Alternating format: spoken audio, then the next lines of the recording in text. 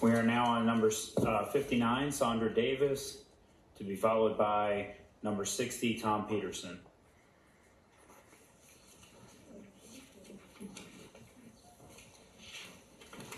Well, I don't look good in yellow, but here I am.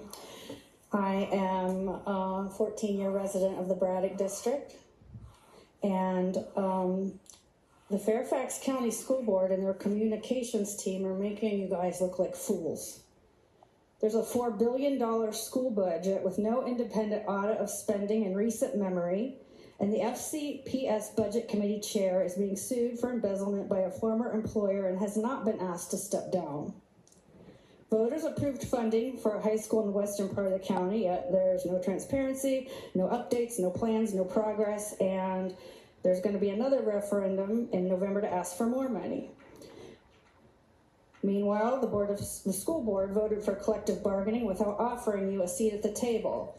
I was in the room watching them congratulate themselves.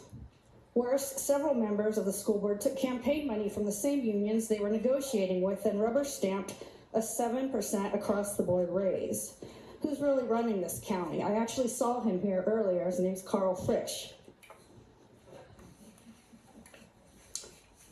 Okay, so the narrative about being underfunded in JLARC. Page 76 of the JLARC report says that Fairfax County should be paying in salary and benefits to their teachers 19% above the state average. We are paying 38% above the state average. If you don't send them back to the bargaining table, you're surrendering power to a board aligned with the unions, not the taxpayers who you were elected to represent, not to roll over to political pressure. Will you take action? Are you too concerned about getting reelected? Because we know you would get their support to do so. And how many times have voters said no to a meals and beverage tax? And why are we all having to fuss over an ambulance, a daycare, helps for addicts, when you could just audit $4 billion and probably find huge chunks of money? And now the FCP, they want it, the middle school sports. The FCPS comms team is upsetting children, talking about getting rid of crossing guards, middle school sports. They've also made no attempt to cut their $6 million administrative DEI budget, and like it or not, that is in violation of executive orders.